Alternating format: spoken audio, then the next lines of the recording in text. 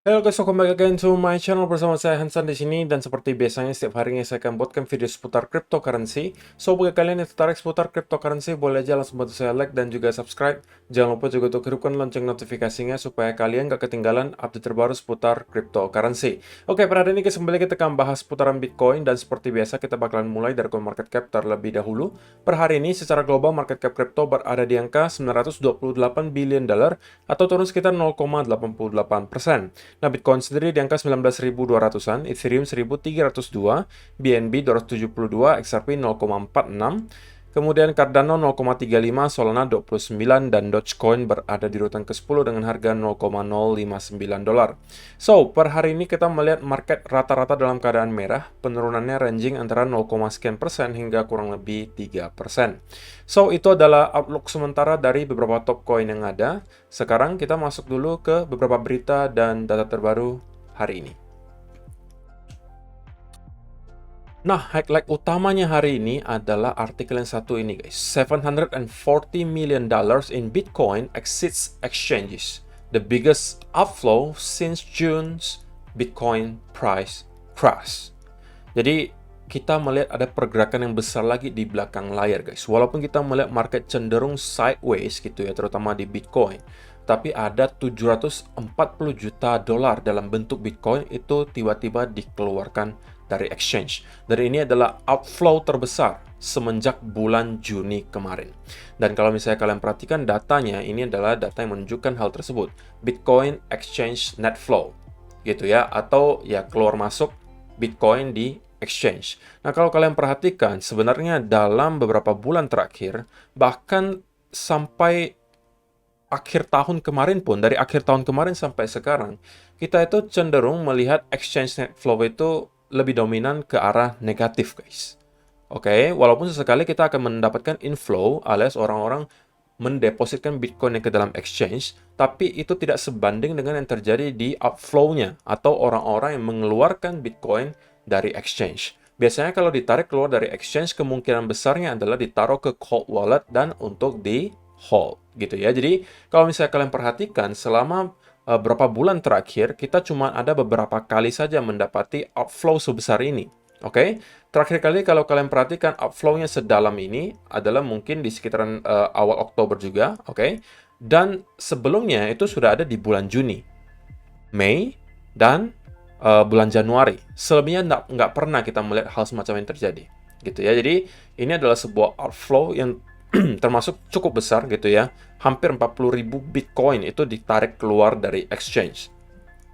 Dan ini juga diperkuat dengan data dari CryptoQuant gitu ya. Kalau misalnya kalian lihat exchange reserve atau jumlah Bitcoin yang sekarang masih berada di dalam exchange, itu terus-menerus tergerus, guys. Bahkan sekarang jumlahnya sudah tinggal 2.185.000 Bitcoin. Oke? Dan menariknya, dalam satu bulan saja, dalam satu bulan terakhir saja, kalau kita lihat exchange reserve gitu ya, dari yang awalnya di tanggal 28 September 2022 kemarin, itu kita berada di angka 2.328.000 Bitcoin yang berada di dalam exchange. Sekarang, di tanggal 19 Oktober ya, kurang lebih satu bulanan ya, satu bulanan, kita sudah berada di 2.186.000 Bitcoin. Oke, jadi dalam kurun waktu satu bulanan kurang lebih, kita melihat ada penurunan sebesar seratusan ribu Bitcoin yang dikeluarkan dari exchange, guys. Oke, dan biasanya kalau ditarik keluar dari exchange ya untuk di hold. Ini menunjukkan bahwa akumulasi memang terjadi sangat masif di belakang layar. Lalu mungkin pasti muncul pertanyaan di benak kalian gitu kan. Lalu kok kalau misalnya memang benar kok banyak sekali yang mengakumulasi di belakang layar, tapi kenapa harganya kok segitu-segitu aja ya kok?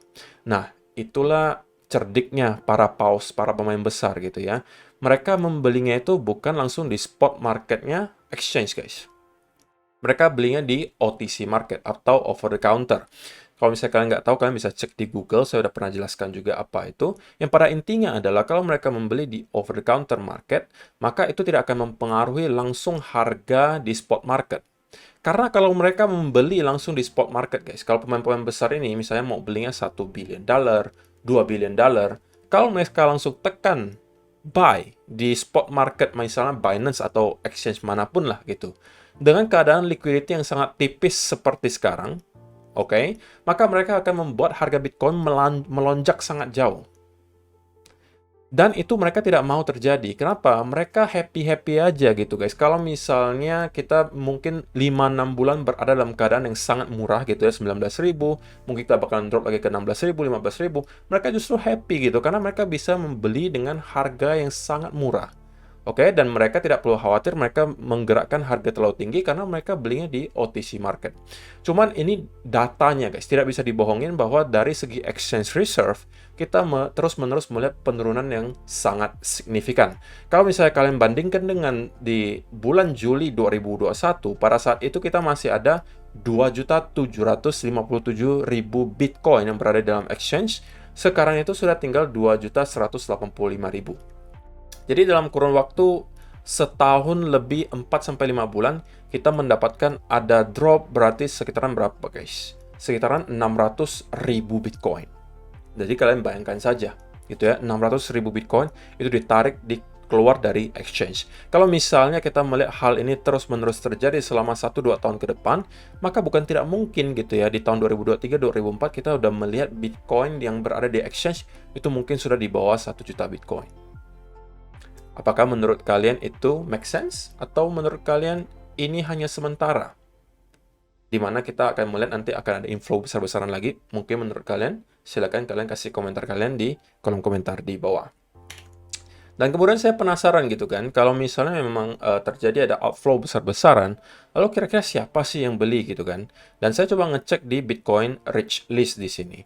Dan untuk sementara di top 30 itu sebenarnya tidak ada yang terlalu mencurigakan gitu ya. Rata-rata itu hanya transaksi lama. Selain kalau misalnya kalian sudah lihat di nomor 28 di sini, oke, itu transaksinya di tanggal 18 Oktober guys. Oke, bisa jadi ini adalah salah satu orangnya gitu yang beli atau menambah sekitar 3.790 Bitcoin. Tapi kalau kalian scroll lagi ke bawah, ada yang lebih mencurigakan lagi. Selain yang di sini juga guys, ini walletnya exchange gitu ya, kita nggak mau masukin.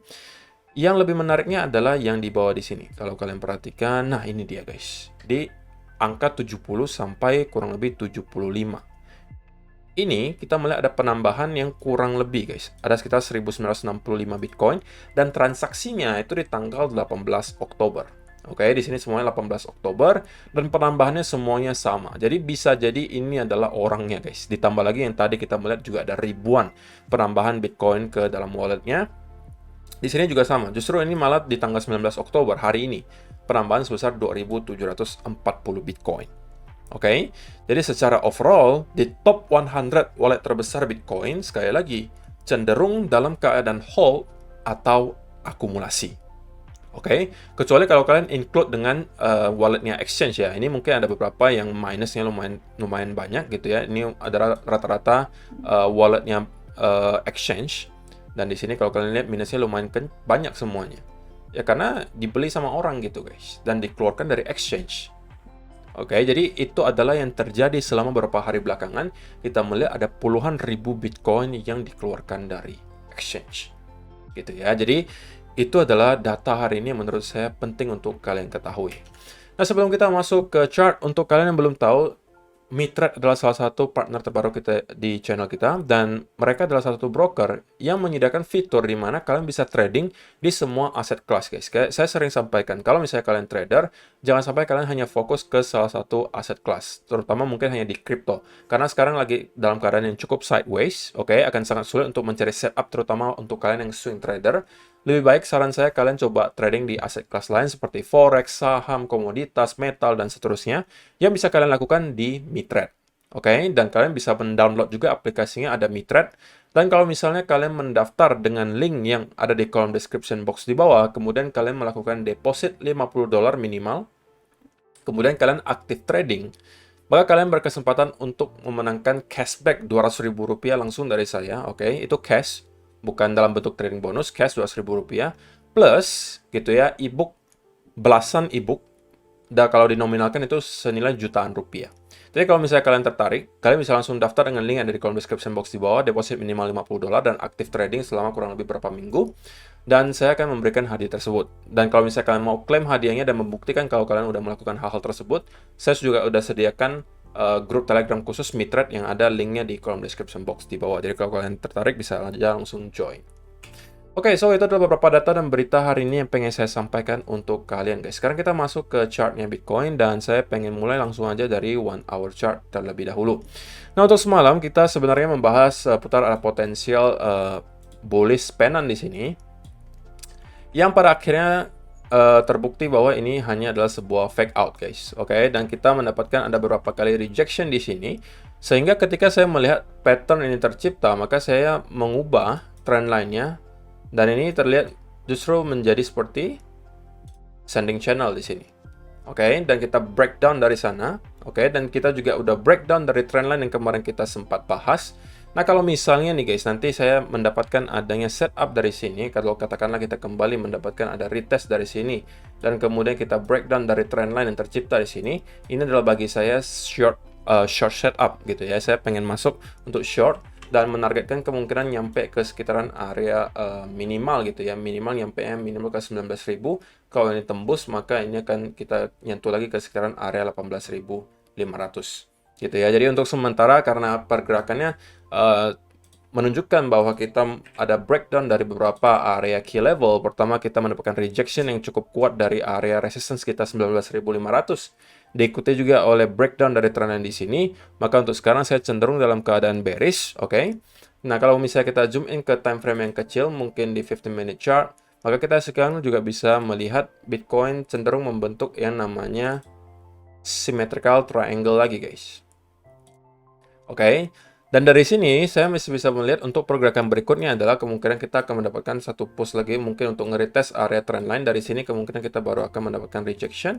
Dan ketika kita mendapatkan breakdown dari trendline yang tercipta nanti di sini, ini bagi saya adalah short setup untuk menuju ke sekitaran minimal 19.000 atau mungkin menuju ke 18.500. Nah, untuk titik invalidasinya di mana? Invalidasinya adalah tentunya kalau kita mampu kembali membuat semacam V-shape recovery, oke. Tapi saya pribadi tidak akan buy di sekitaran sini gitu ya, karena bagi saya kalau buy di sini itu RR-nya tidak akan memadai, sama juga ketika di sini. RR-nya juga sama tidak memadai karena kita sudah mendekati area trendline yang cukup major di sini. Oke, kalau misalnya saya mau cari buy setup, antara saya menunggu dia break dari trendline di sini kemudian consolidate, ini adalah bagi saya buy setup karena dari segi RR kemungkinan ini akan lebih baik.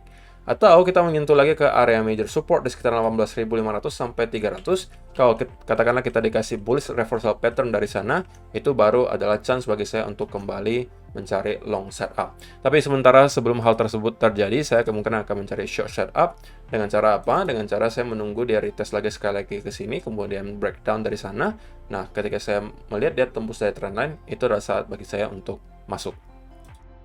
So, saya rasa penjelasannya cukup jelas ya guys. Terima kasih yang sudah menonton sampai selesai. Semoga bermanfaat video hari ini dan kita bakalan ketemu lagi di video yang berikutnya. Bye-bye.